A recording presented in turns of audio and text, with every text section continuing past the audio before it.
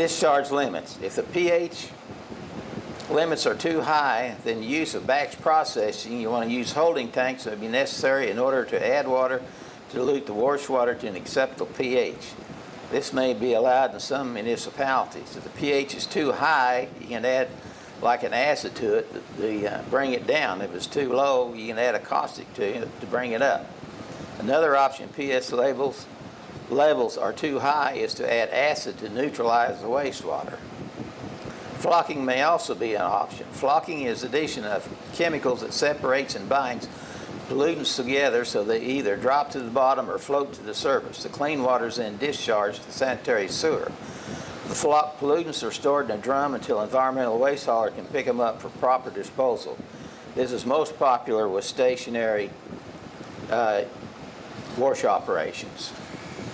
Biodegradable detergent is probably the most abused term in the power wash industry. Use biodegradable, non-toxic, phosphate-free detergents when practical. Biodegradable does not mean non-toxic. It only means it is easily processed at the sanitary sewer plant. It does not mean it can be discharged to the storm drain. Phosphates act like fertilizer, causing the moss and algae to grow in lakes, rivers, and streams, depleting the oxygen level and killing the fish and native vegetation. It's almost a direct quote of EPA Region 6 Director.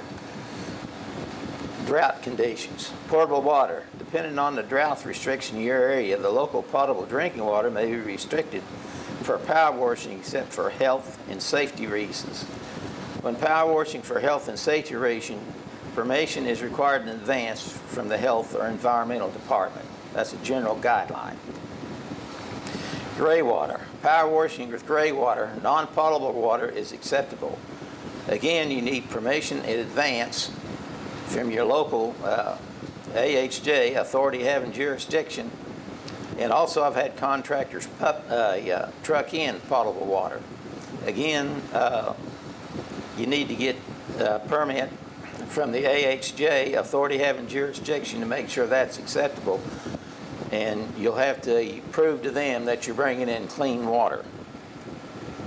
Liability. Discharges to landscaping, sanitary sewer, or storm drain under these guidelines is not a release of liability to the contractor or customer. Cleanup or remediation is required.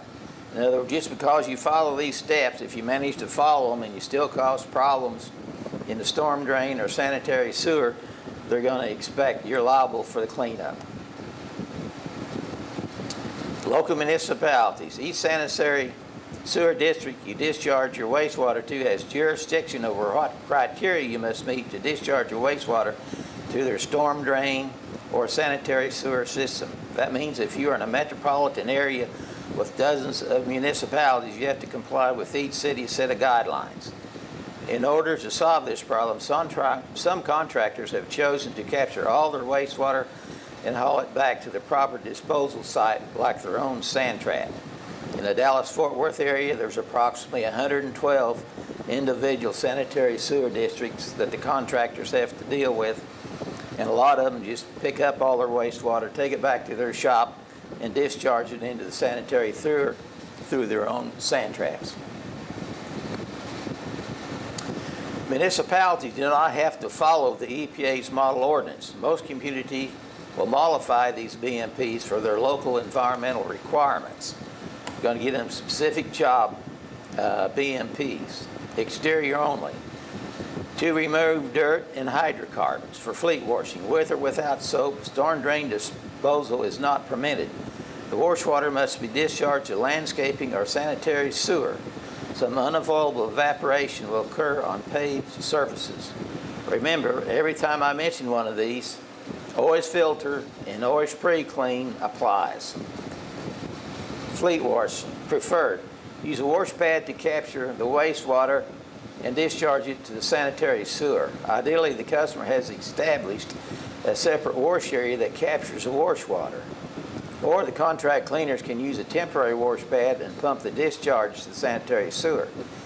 If the wash area is a paved surface, seal the storm drains and rinse the surface after washing and rinsing each vehicle.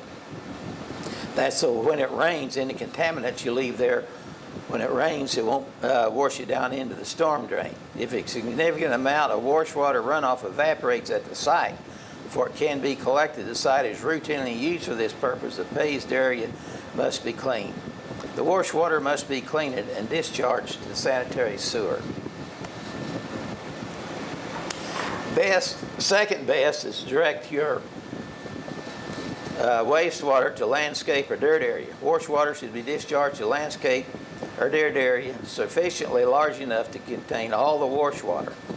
Discuss this with the property owner. Don't discharge so much wash water to landscaping that it's going to run off property.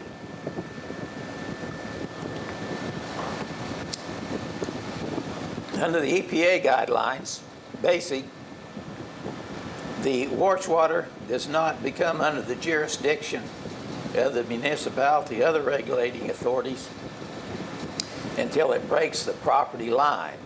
Now that can be air contamination, most normally it's surface water contamination or groundwater contamination. Again, always filter and always pre-clean. Engine equipment degreasing, auto and truck drivetrain cleaning, engine degreasing and airplane cleaning, including landing gear with or without soap. No storm drain disposal permitted. Requires pre-treatment before discharge to sanitary sewer and should be cleaned on a wash pad where you can capture the wastewater. The second is you can stop up the storm drains and capture it with a sump pump or vacuum. Acid cleaning of unpainted trucks and containers. Trucks and metal containers unpainted using acid cleaners. No storm drain disposal permitted because your acids will pick up heavy metals and stuff. The runoff from the cleaning unpainted trucks or containers with acid cleaners must be neutralized to a pH between 6 and 10 before discharging to the sanitary sewer. Most of the way the contractors do that, if they use acid cleaning or aluminum brightening, they neutralize it with their caustic detergent, which will bring it within those guidelines for their pH. Mobile auto detailing, infrequent light cleaning, using soap rarely at the same site, removing mainly dirt with minimum water volume. Preferred is minimum runoff may remain on the paved surface to evaporate. If the wash water will reach the storm drains, seal your storm drains and discharge the wastewater to the sanitary sewer. Your second choice is direct the wastewater to landscape or dirt area. Wash water should be discharged to a dirt or landscape area sufficiently large enough to contain all the wash water. Again, discuss this with your property manager. As you go through these, you want to notice that the regulating authorities and EPA want you to use the best method for discharging your wastewater to the sanitary sewer rather than to the storm drain, and then through whatever method of conveyance that will remediate or take most of the pollutants out of the wastewater. Car lot rinsing for dust removal. Rinsing dust from exterior surfaces using water only, no soap or solvent. If the vehicles have been previously washed with soap or a solvent, following BMPs, then acceptable to rinse the vehicles with just water and allow it to discharge the storm drain. To reduce dust, clean the cars first, then rinse with water only. What normally happens is before cars are put out on a car lot, they'll go through the wash bay at the dealership, so they'll be put out clean. So all the wastewater that you're doing is basically a rinse down for atmospheric dirt. And still, I would filter and pre-clean when you do this. See where the wastewater is running into the sanitary sewer and put down an oil-absorbent boom. That will help remove any hydrocarbons that might have been on the parking lot. And then you can also, any debris will help stop going down into the storm drain.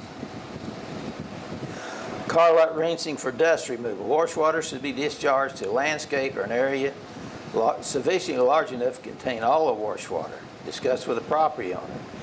Prevent contamination runoff by not allowing it to run through oil deposits on the pavement or gutter. So if you're going to do car lot rinsing, you're going to have to survey the area that you're working in and use oil absorbent clay or kitty litter or some way to absorb your hydrocarbons and dispose of that properly. The model ordinance is effective in Fort Worth, and it's legal here for the contractor to pick up small amounts of that waste and put it into the dumpster. Semi-trailers, non-toxic, food-related, interior cleaning, sweep or collect and dispose of the debris. Use dry cleaning methods as much as possible. That means pre-cleaning. Food residue must be properly filtered. Filter contents and are disposed of garbage. Don't run your food residue down into the storm drains. Wash water cannot be discharged to the storm drain, but must be discharged to the sanitary sewer. Boat cleaning. Filtered water must be discharged to the sanitary sewer.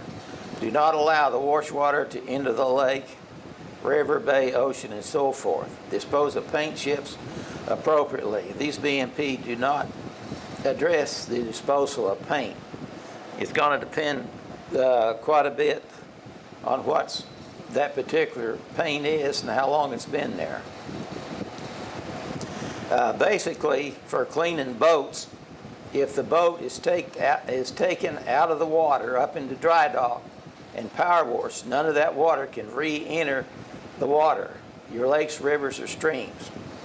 The only way that's allowed is if the boat is actually cleaned with scuba gear in the water. In that case, there isn't any way to capture anything. But you can't pull a boat out and clean it and allow that wash water to run back in till you contaminate the water it come out of. Sidewalks and plaza using soap, or hot water. Sweep, collect, and dispose of the debris. Pre-clean. Wash water must go to the sanitary sewer. The BMPs in this section do not apply if there has been an oil or other hazardous spill on the site. In the case of a hazardous spill, contact the local fire department for guidance. In other words, if the sidewalks and plaza just got basically gum and spit and footprints on there, you need to pre-clean and then come back in and power wash it down. In a lot of areas, you can use hot water to help bring up the gum, but you need to collect your wastewater. And a lot of municipalities will give you an exemption to discharge that into the sanitary sewer instead of the storm drain. That's the case of where the model ordinance is enforced in Fort Worth. Sidewalks, plaza, and drive-throughs, window areas with light oil, frequently cleaned, and notice no soap, no chemicals. Sweep and collect and dispose of debris. Pre-clean and always filter. Dry clean oil spots properly and dispose of the debris. Place oil absorbent booms or oil socks around the storm drain. Wastewater may go to the storm drain through an oil absorbent boom and a screen. The oil sheen should be visible on the water flowing into the storm drain. Drive-throughs, driveways, parking garages, service stations with excessive oil deposit not frequently cleaned with or without soap. Pre-clean, sweep and collect and dispose of the debris. Dry clean oil spots with an oil absorbent and dispose of properly. Seal the storm drains and discharge the wastewater to sanitary sewer. If you're picking up large amounts of hydrocarbons, you're not going to be able to get that water clean enough to go into the storm drain. And you'll have to check locally to see if they'll take it into the sanitary sewer. And following the EPA guidelines in the city of Fort Worth, they allow that wastewater as long as it's been through an oil absorbent boom to go into the sanitary sewer.